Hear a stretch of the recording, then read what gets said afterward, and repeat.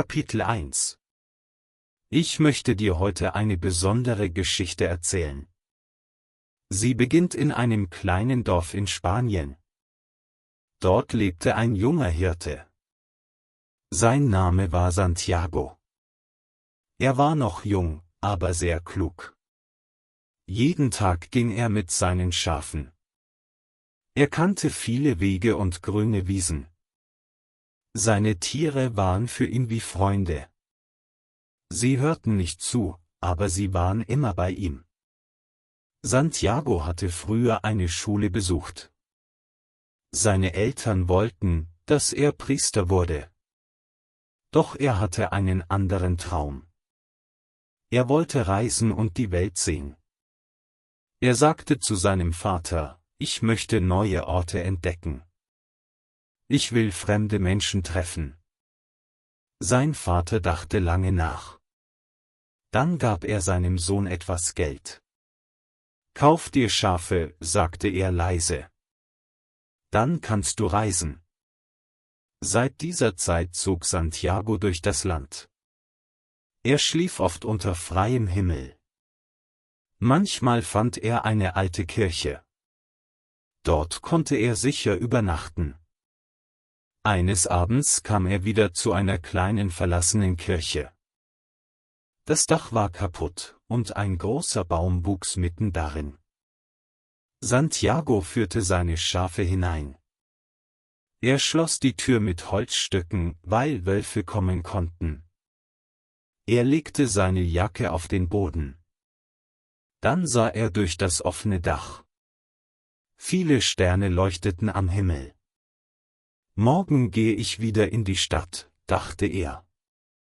Dort wohnte ein Kaufmann mit einer schönen Tochter. Das Mädchen hatte dunkle Haare und freundliche Augen. Vor einem Jahr hatte Santiago sie kennengelernt. Seitdem dachte er oft an sie. Bevor er einschlief, lächelte er leise. Er wollte dem Mädchen neue Geschichten erzählen. Er hatte viele Länder gesehen und viele Menschen getroffen. Langsam schloss er seine Augen. In dieser Nacht begann etwas, das sein ganzes Leben verändern sollte. Kapitel 2. In der Nacht hatte Santiago einen seltsamen Traum. Er träumte, dass ein kleines Mädchen zu ihm kam. Das Kind spielte mit seinen Schafen. Normalerweise mochten die Tiere keine fremden Menschen. Doch diesmal hatten sie keine Angst. Das wunderte Santiago sehr. Das Mädchen nahm seine Hände und lächelte. Dann führte sie ihn weit weg. Plötzlich standen sie vor den großen Pyramiden in Ägypten. Santiago hatte diese riesigen Bauwerke nie gesehen. Er staunte über ihre Größe. Das Mädchen zeigte auf den Boden. Hier findest du einen großen Schatz, sagte sie ruhig. Santiago wollte mehr wissen. Er fragte, wo genau liegt dieser Schatz? Doch bevor das Mädchen antworten konnte, wachte er auf. Die Sonne schien bereits durch das kaputte Dach. Er setzte sich langsam auf. Sein Herz schlug schnell. Es war derselbe Traum wie vor einer Woche. Den ganzen Morgen dachte er über den Traum nach. Vielleicht bedeutet er etwas, sagte er zu sich selbst. Trotzdem musste er weitergehen. Seine Schafe brauchten Wasser und frisches Gras. Er führte sie über die Hügel und sprach dabei mit ihnen. Vielleicht verstehst du meine Gedanken, sagte er lachend zu einem Schaf. Am Nachmittag erreichte Santiago die Stadt. Er sollte die Wolle seiner Schafe verkaufen. Danach wollte er den Kaufmann besuchen. Er hoffte, dass seine Tochter noch dort war. Während er wartete, hörte er zwei Männer sprechen. Einer erzählte von einer alten Frau. Sie konnte Träume deuten und ihre Bedeutung erklären. Santiago dachte sofort an seinen Traum. Eigentlich glaubte er nicht an solche Menschen. Aber dieser Traum war anders. Er war schon zweimal gekommen. Vielleicht war das kein Zufall. Morgen gehe ich zu dieser Frau, entschied er. Vielleicht kennt sie die Antwort. Kapitel 3. Am nächsten Morgen suchte Santiago das Haus der alten Frau. Viele Menschen sagten, dass sie Träume verstehen konnte. Einige hatten Angst vor ihr. Andere glaubten fest an ihre Worte. Santiago war neugierig, aber auch etwas nervös. Er klopfte an die alte Holztür. Eine Frau öffnete und führte ihn hinein. Das Zimmer war klein und dunkel. Bilder von Heiligen hingen an den Wänden. Die alte Frau saß auf einem Stuhl. Sie lächelte freundlich und sagte, setz dich. Erzähl mir deinen Traum. Santiago erzählte alles ganz genau. Er sprach über das Mädchen, seine Schafe und die Pyramiden. Er erklärte auch, dass der Traum schon zweimal gekommen war. Die Frau hörte aufmerksam zu. Sie unterbrach ihn nicht. Als er fertig war, schwieg sie einen Moment. Dann sagte sie langsam, das ist kein gewöhnlicher Traum. Du musst nach Ägypten reisen. Dort wartet wirklich ein Schatz auf dich. Santiago war überrascht. Er hatte etwas anderes erwartet. Aber Ägypten ist sehr weit weg, antwortete er. Ich habe nur meine Schafe. Die alte Frau nickte. Wenn du den Schatz findest, gibst du mir den 10. Teil. Das ist mein Lohn. Santiago musste lachen. Sie wollte kein Geld. Sie wollte nur einen Teil von einem Schatz, den es vielleicht gar nicht gab. Er bedankte sich und ging wieder hinaus. Draußen schien die Sonne. Er dachte lange über das Gespräch nach. Vielleicht war das alles Unsinn, sagte er zu sich. Er wollte lieber an die Tochter des Kaufmanns denken. Doch tief in seinem Herzen blieb eine Frage. Was wäre, wenn die alte Frau recht hatte? Was wäre, wenn wirklich ein Schatz auf ihn wartete? Kapitel 4. Santiago setzte sich auf einen kleinen Platz in der Stadt. Er nahm ein Buch aus seiner Tasche und begann zu lesen. Doch seine Gedanken waren nicht bei den Wörtern. Er dachte immer wieder an den Traum und an die alte Frau. Plötzlich setzte sich ein alter Mann neben ihn. Der Mann trug einfache, aber besondere Kleidung. Seine Augen waren hell und wach. Er sah auf die Schafe und fragte, wem gehören diese Tiere? Santiago antwortete vorsichtig, sie gehören mir. Der alte Mann lächelte. Dann bist du frei, sagte er. Du kannst gehen, wohin du willst. Der Fremde wollte wissen, was Santiago gerade las. Der junge Hirte zeigte ihm das Buch. Nach einigen Minuten gab der Mann es zurück. Die meisten Bücher erzählen dieselbe Geschichte, sagte er. Viele Menschen vergessen ihren größten Traum. Darum glauben sie, dass ihre Träume unmöglich sind. Diese Worte machten Santiago neugierig. Wer bist du? Fragte er. Der alte Mann antwortete, ich bin der König von Salem. Santiago glaubte ihm zuerst nicht.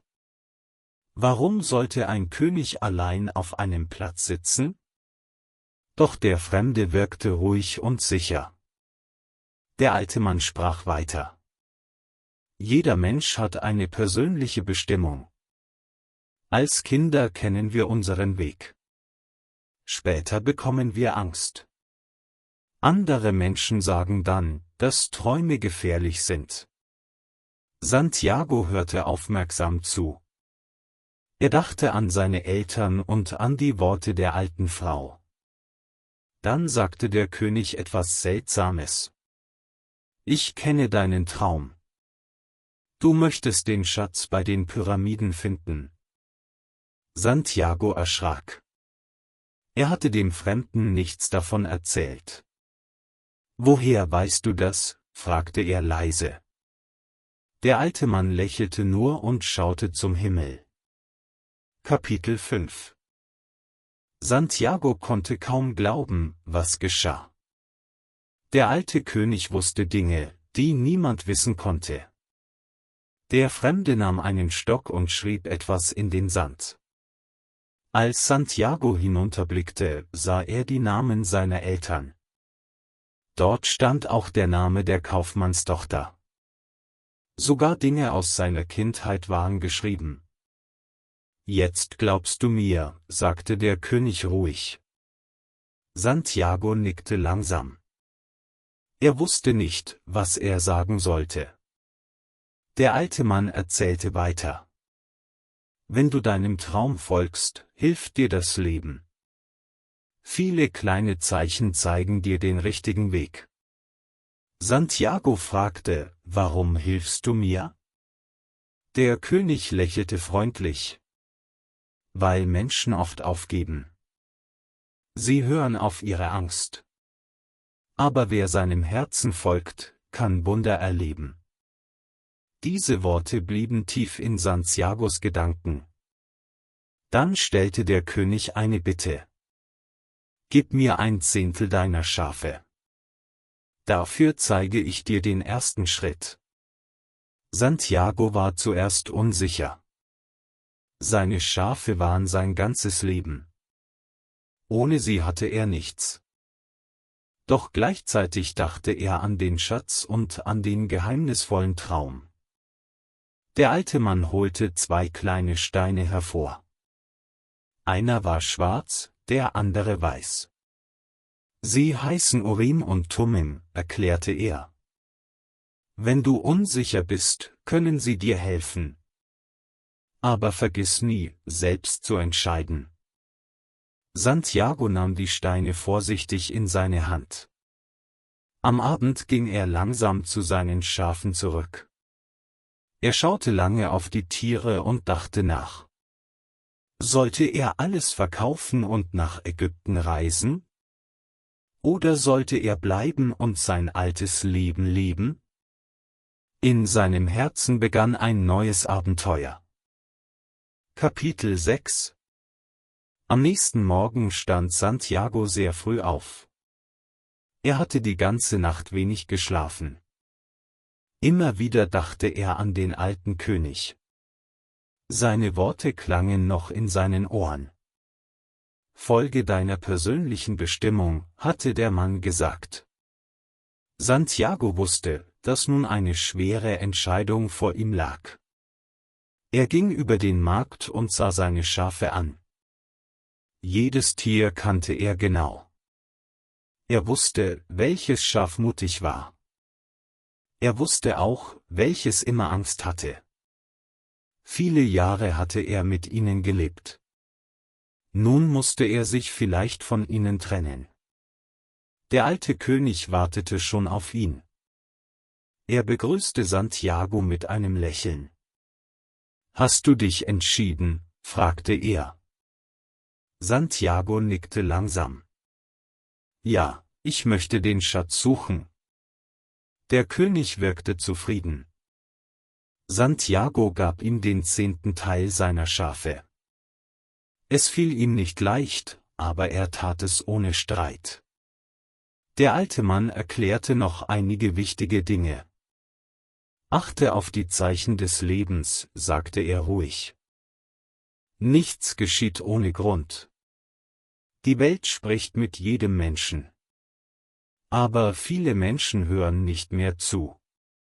Santiago hörte aufmerksam zu und steckte die beiden kleinen Steine sicher in seine Tasche. Bevor sie sich verabschiedeten, sagte der König noch, wenn du etwas wirklich willst, dann hilft dir das ganze Universum.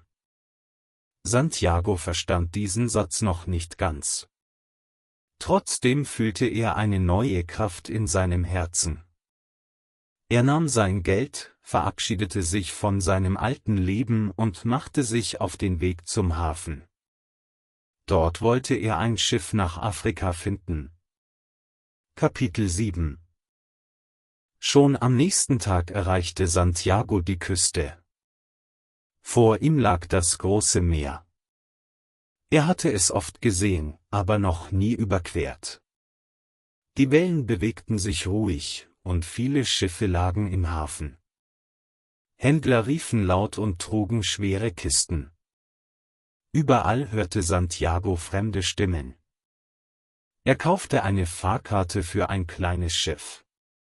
Während der Reise dachte er oft an Spanien. Er vermisste seine Schafe ein wenig. Sie waren einfach gewesen. Sie wollten nur Futter und Wasser. Menschen waren viel schwieriger zu verstehen. Trotzdem fühlte Santiago keine Reue. Er glaubte, dass sein Weg richtig war. Nach einigen Stunden kam das Schiff in Afrika an. Santiago betrat zum ersten Mal einen fremden Kontinent. Alles war anders. Die Häuser hatten andere Farben. Die Menschen trugen lange Gewänder. Viele sprachen Arabisch. Santiago verstand kein einziges Wort. Er ging in eine kleine Taverne, weil er etwas essen wollte. Dort setzte er sich an einen Tisch und beobachtete die Menschen. Plötzlich sprach ihn ein junger Mann auf Spanisch an. Santiago freute sich sehr. »Du sprichst meine Sprache«, rief er erleichtert. Der Fremde lächelte. »Viele Menschen aus Spanien kommen hierher«, sagte er. Santiago erzählte sofort von seinem Traum und von dem Schatz bei den Pyramiden. Der junge Mann hörte aufmerksam zu. Dann sagte er, »Ich kenne den Weg durch die Wüste. Ich kann dir helfen.« Santiago glaubte ihm ohne Zweifel. Endlich hatte er jemanden gefunden, der ihn begleiten konnte. Kapitel 8 Santiago und der fremde junge Mann gingen gemeinsam durch die belebten Straßen. Überall waren Händler und Käufer. Es gab Gewürze, Teppiche und glänzende Waffen. Die Stadt war laut und voller Leben.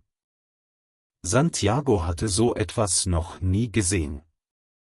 Er schaute sich alles mit großen Augen an. Der junge Mann fragte, »Wie viel Geld hast du?« Santiago zeigte ihm seine Tasche. Darin war fast sein ganzes Vermögen. Es war das Geld von seinen Schafen. »Wir brauchen 2 Kamele für die Reise«, erklärte der Fremde. »Dafür muss ich zuerst einen Händler finden.« Sie gingen zusammen auf einen großen Markt. Dort waren sehr viele Menschen. Santiago fühlte sich plötzlich unsicher. Er verstand die Sprache nicht. Er kannte niemanden. Der junge Mann sagte, »Warte hier. Ich komme gleich zurück.« Dann nahm er Santiagos Geld und verschwand zwischen den vielen Ständen. Am Anfang machte sich Santiago keine Sorgen. Er wartete geduldig. Doch die Zeit verging langsam. Die Sonne stand schon tief am Himmel. Der fremde Mann kam nicht zurück. Santiago suchte überall. Er rief laut, aber niemand antwortete ihm. Da verstand er endlich die Wahrheit. Der junge Mann hatte ihn betrogen. Sein ganzes Geld war weg. Santiago setzte sich traurig auf eine Treppe. Er war allein in einem fremden Land. Er kannte die Sprache nicht und hatte keinen Freund. Tränen kamen in seine Augen. Er dachte an seine Schafe und an sein altes Leben. »Warum bin ich nur hierher gekommen?« fragte er sich. Für einen Moment wollte er aufgeben. Er griff in seine Tasche und fühlte plötzlich die beiden kleinen Steine. Es waren Urim und Thummim. Er erinnerte sich an die Worte des alten Königs und versuchte, neuen Mut zu finden. Kapitel 9. Die Nacht war kalt, und Santiago fühlte sich verloren. Er hatte kein Geld und keinen Platz zum Schlafen. Er saß lange auf dem Marktplatz und dachte nach. Vielleicht war alles ein Fehler, sagte er leise. Doch dann erinnerte er sich wieder an seinen Traum. Zweimal hatte er die Pyramiden gesehen. Vielleicht dürfte er jetzt nicht aufgeben. Er nahm die beiden Steine aus seiner Tasche. Langsam stellte er eine Frage in seinem Herzen. Bin ich noch auf dem richtigen Weg? Als er die Steine betrachtete, musste er lächeln. Er dachte an den alten König und seine freundlichen Worte. Plötzlich fühlte er sich nicht mehr ganz allein. Am nächsten Morgen ging Santiago durch die Stadt. Er hatte Hunger, aber kein Geld für Brot. Er schaute sich nach Arbeit um. Viele Menschen liefen schnell an ihm vorbei. Niemand achtete auf den jungen Fremden. Trotzdem gab er nicht auf. Dann sah er oben auf einem Hügel ein kleines Geschäft. Vor dem Laden standen viele Kristallgläser. Sie glänzten schön in der Sonne. Santiago stieg langsam die steilen Stufen hinauf. Vor dem Geschäft wartete ein alter Mann. Er war der Besitzer des kleinen Ladens. Santiago zeigte auf die staubigen Gläser. Mit Händen und Gästen fragte er, ob er sie reinigen dürfe. Der alte Händler verstand ihn. Er nickte langsam. Santiago putzte die Kristalle sehr sorgfältig. Schon nach kurzer Zeit kamen zwei Kunden vorbei. Sie kauften einige schöne Gläser. Der Händler war überrascht. Nach der Arbeit gab er Santiago etwas zu essen. Dann sagte er, du hast mir geholfen. Wenn du willst, kannst du hier arbeiten. Santiago spürte, dass sich eine neue Tür öffnete. Vielleicht war dieses Geschäft ein weiteres Zeichen auf seinem Weg. Kapitel 10. Santiago begann seine Arbeit im Kristallgeschäft. Jeden Morgen putzte er die Gläser und ordnete die Regale. Der alte Händler war freundlich, aber oft traurig. Seit vielen Jahren führte er den Laden allein. Er hatte kaum Hoffnung auf eine bessere Zukunft. Nach einigen Wochen konnte Santiago schon ein wenig Arabisch verstehen. Er lernte schnell, weil er jeden Tag mit Kunden sprach. Der Händler staunte über den jungen Spanier.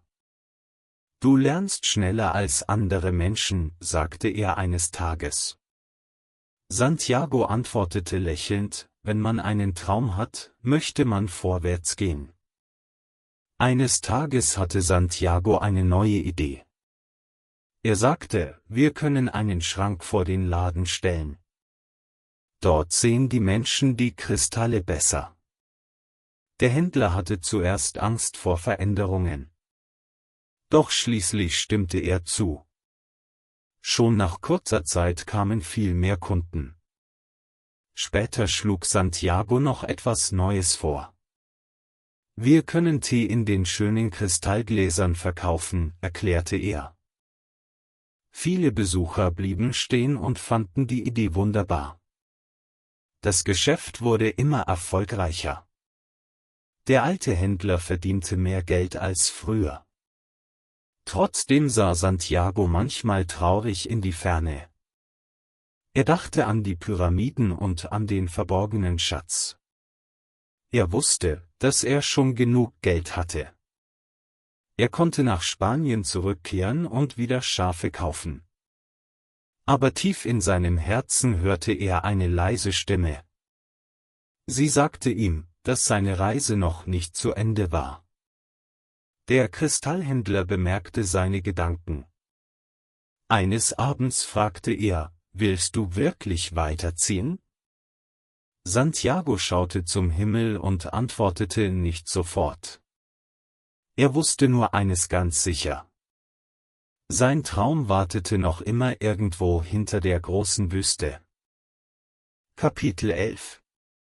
Santiago arbeitete fast ein ganzes Jahr im Kristallgeschäft. Der Laden wurde immer bekannter. Viele Reisende kamen auf den Hügel und kauften schöne Gläser. Der alte Händler war zufrieden, aber auch nachdenklich.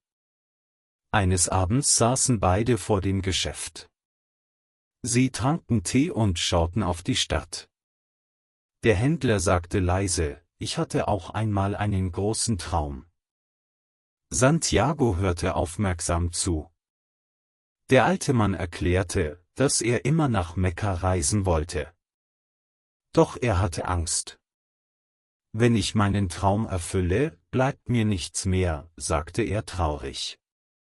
»Darum träume ich lieber weiter.« Diese Worte bewegten Santiago sehr. Er dachte lange über sein eigenes Leben nach. Er hatte jetzt genug Geld. Er konnte nach Spanien zurückkehren und neue Schafe kaufen. Das wäre einfach und sicher. Aber dann erinnerte er sich an den alten König. Er erinnerte sich auch an die Pyramiden und an den Schatz. Am nächsten Morgen traf Santiago seine Entscheidung. Er wollte nicht nur träumen. Er wollte seinen Weg bis zum Ende gehen. Der Kristallhändler gab ihm seinen Lohn und verabschiedete sich freundlich. »Allah beschütze dich«, sagte der alte Mann. Santiago lächelte und bedankte sich. Er schloss seine Tasche und verließ die Stadt. Vor ihm lag die große Wüste. Dort wartete eine Karawane auf Reisende.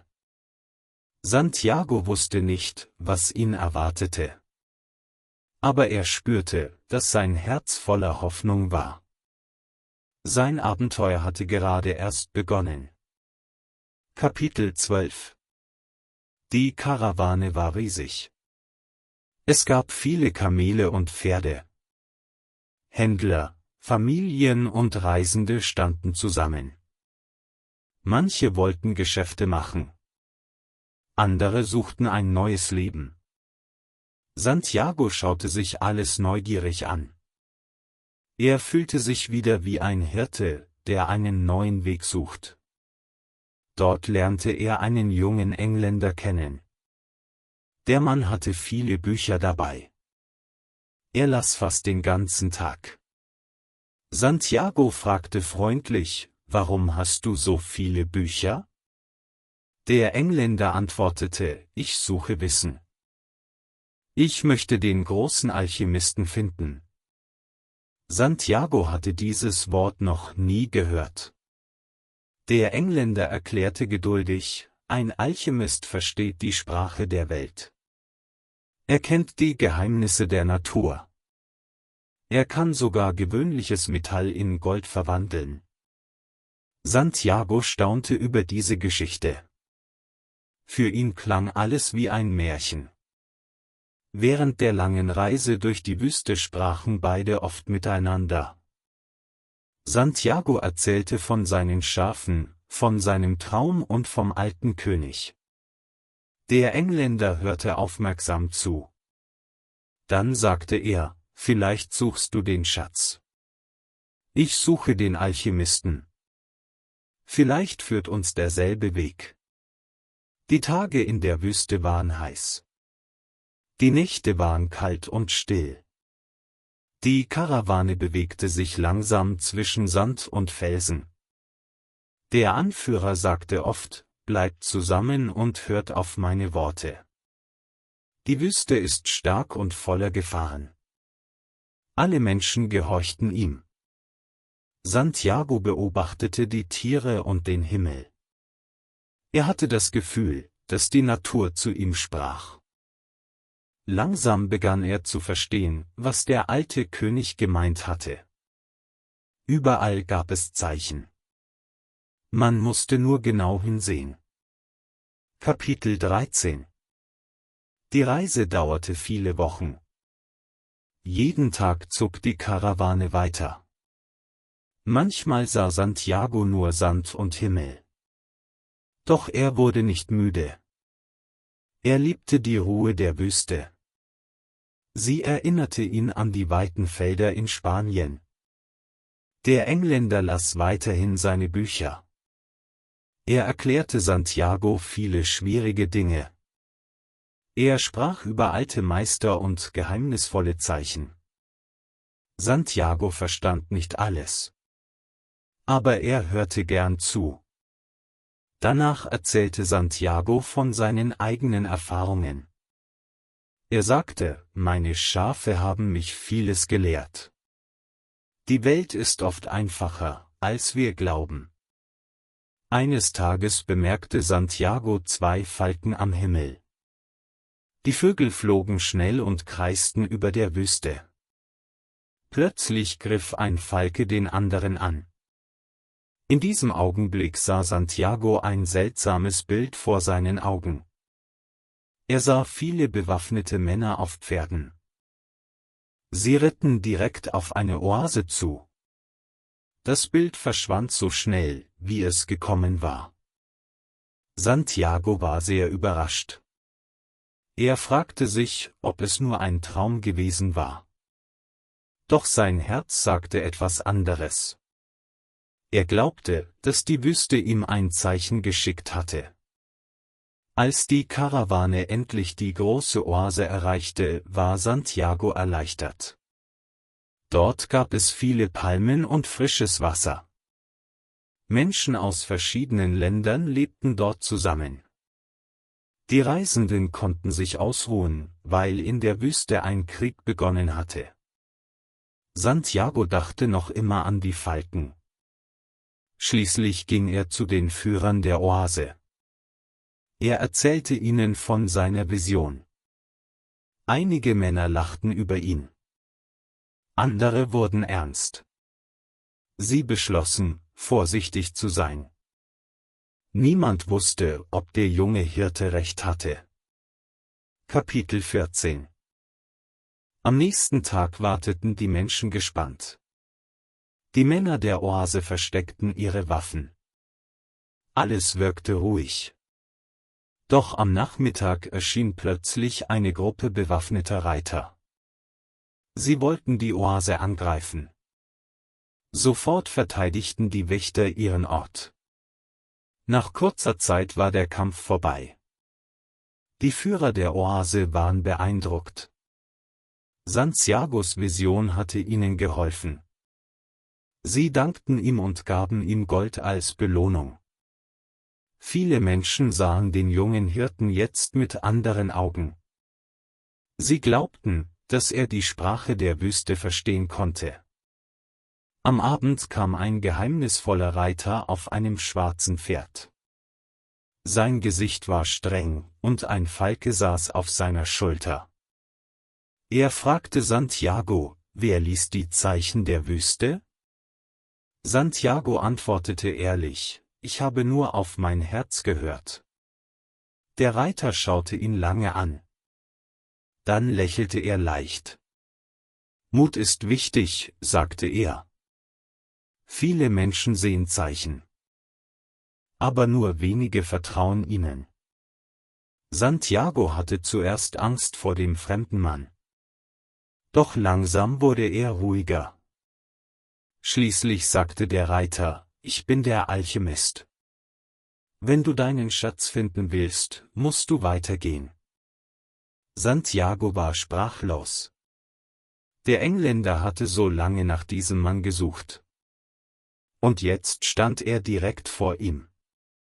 In der Oase hatte Santiago auch ein junges Mädchen kennengelernt. Ihr Name war Fatima.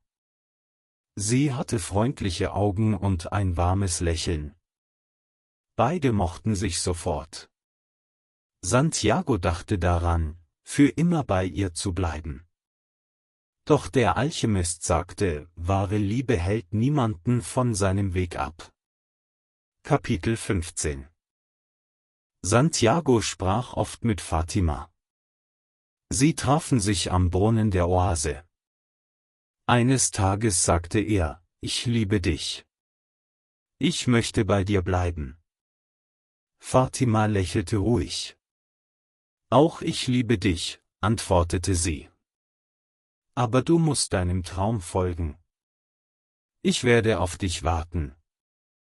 Diese Worte machten Santiago glücklich und traurig zugleich. Er wollte bei Fatima sein.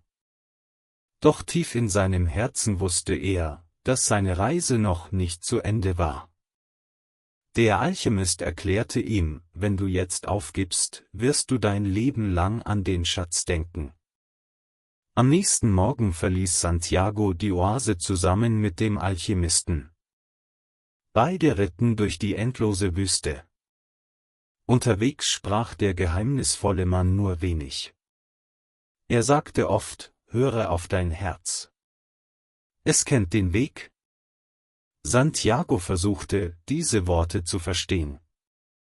Während der Reise lernte er immer mehr über die Sprache der Welt. Er bemerkte, dass alles miteinander verbunden war.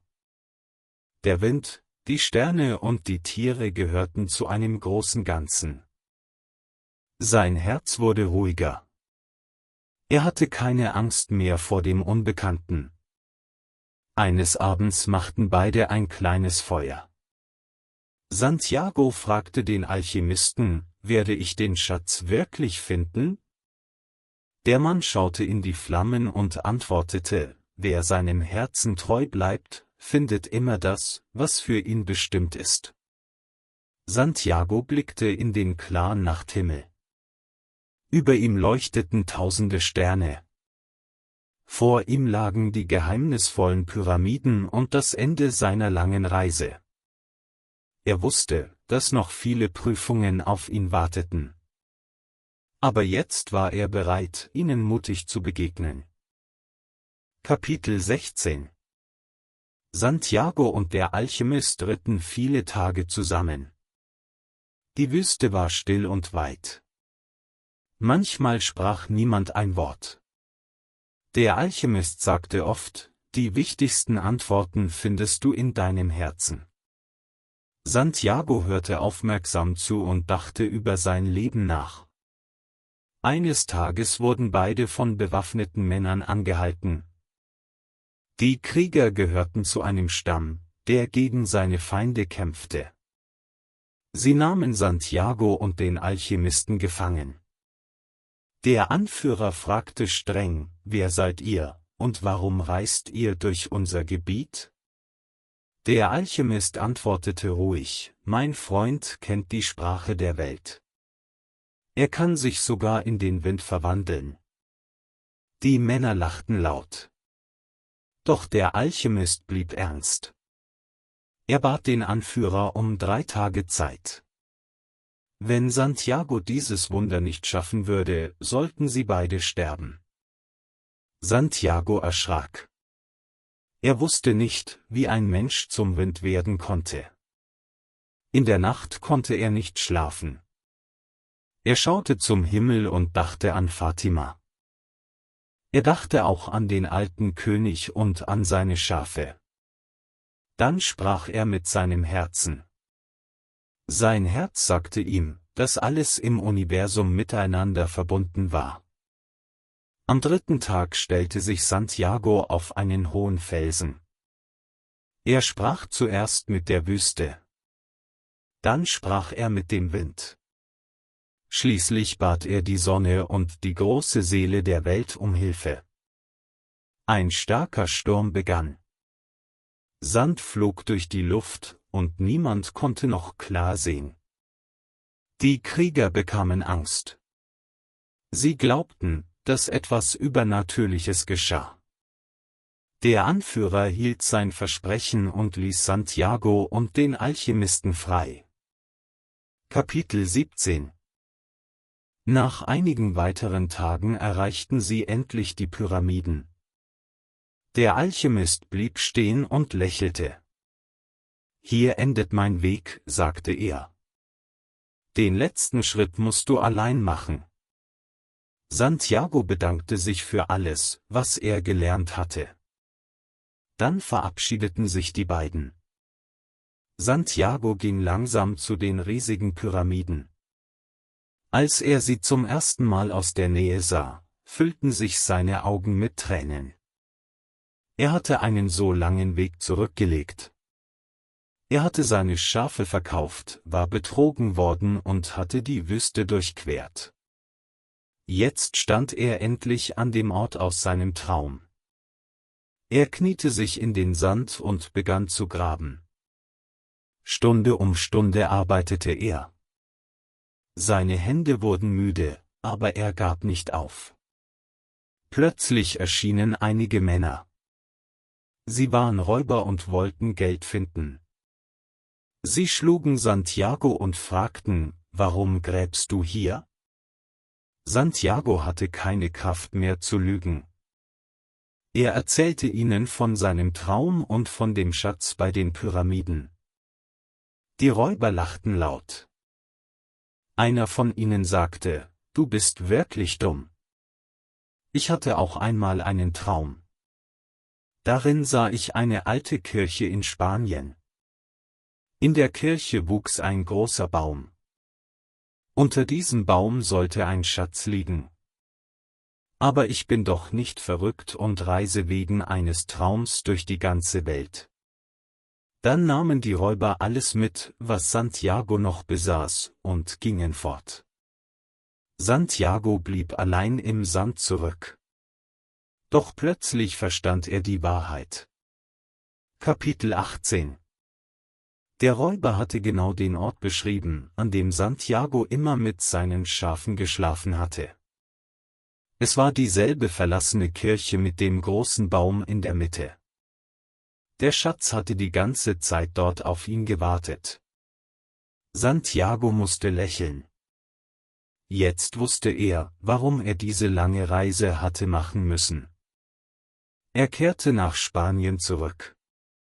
Nach vielen Tagen erreichte er die alte Kirche. Alles sah noch genauso aus wie früher. Der Baum stand noch immer unter dem offenen Dach. Santiago nahm eine Schaufel und begann zu graben. Diesmal dauerte es nicht lange. Plötzlich stieß er auf eine alte Truhe. Darin lagen Goldmünzen, Edelsteine und wertvolle Schmuckstücke. Santiago hatte den Schatz endlich gefunden. Er dachte an die alte Frau, die seinen Traum gedeutet hatte. Er wollte ihr den versprochenen Teil geben. Er dachte auch an den alten König, an den Kristallhändler und an den Alchemisten. Jeder von ihnen hatte ihm auf seinem Weg geholfen. Doch am meisten dachte er an Fatima. Er wusste jetzt, dass der wahre Schatz nicht nur aus Gold bestand. Die Reise hatte ihn verändert. Er hatte gelernt, auf sein Herz zu hören und den Zeichen des Lebens zu vertrauen. Ohne den langen Weg hätte er den Schatz niemals gefunden. Santiago schloss die Truhe vorsichtig. Dann schaute er in den Himmel und lächelte. Bald würde er wieder durch die Wüste reisen. Dieses Mal nicht als Suchender, sondern als Mensch, der seinen Traum erfüllt hatte. Und am Ende seines Weges wartete Fatima auf ihn.